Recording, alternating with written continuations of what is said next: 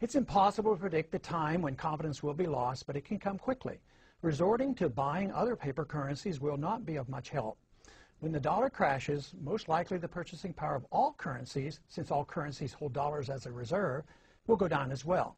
This means that dollars and other currencies will go into buying consumer items, precious metals, and other physical properties. Consumer prices will soar, as well as interest rates. The central bank will lose control, and the more they inflate, the worse the confidence becomes. The interest rates will respond to these efforts by rising sharply. If the Fed tries to reverse the run on the dollar, interest rates will also soar, and the pain on the American citizens will be of such proportion that political chaos will result. Either scenario leads to political and social chaos, the third event, and the most dangerous. With no ability of the federal government to fund its commitments, international or domestic, major changes will occur in our system. The social unrest will elicit cries for government to exert unusual force to head off a complete breakdown of law and order. The ultimate trap will be set for a system of government claiming to protect a free society.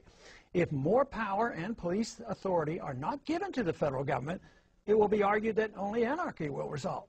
If more government policing power is given, it will mean a lethal threat to civil liberties. Already, we have permitted the notion that a single person, the Attorney General or the President, can decide who is an enemy combatant, thus denying that individual the right of habeas corpus, permitting indefinite detentions without charges made. This attitude towards civil liberties has changed significantly since the fear built around 9/11. Yes, I know, declaring one an enemy combatant is reserved only for the radical Muslims engaged in terrorism against the United States. To be reassured by this reasoning is quite dangerous and naive. Logic should not lead us to equate suspects with terrorists and include American citizens, and yet this has already been set by precedent.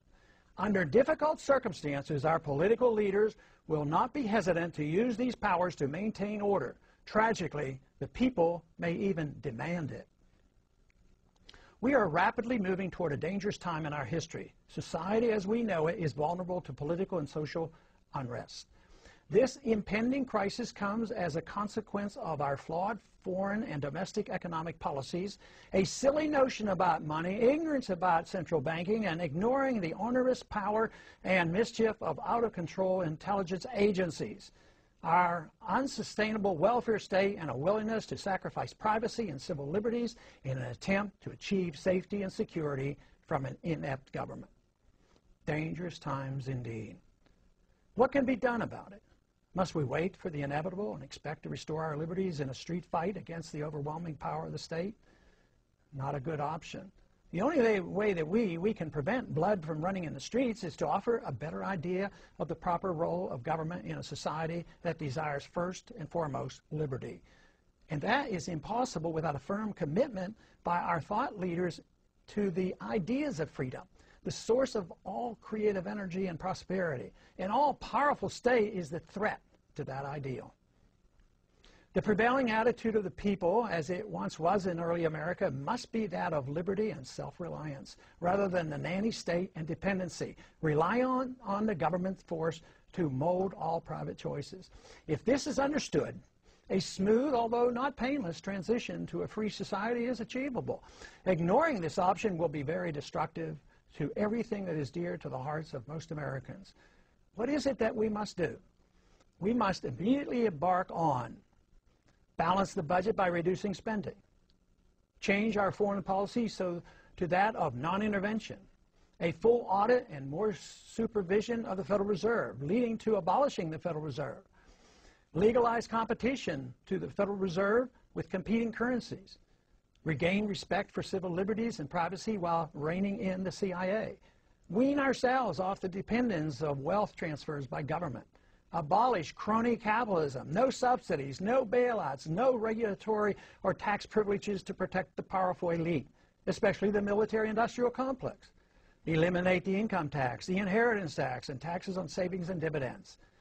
None of this can happen without the restoration of Congress to its dominant position of the three branches of government, as was originally intended by the Constitution.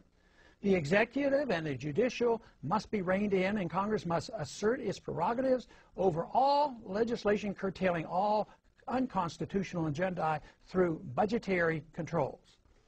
Signs abound that angry Americans are now more ready than ever before for a change in direction that is indeed real. If this program were improvised, even suddenly and dramatically, the adjustment, though significant and to a degree somewhat painful, would be much shorter and of minor consequence compared to the chaos and poverty that will result if we refuse to change our gluttonous appetite for a free lunch.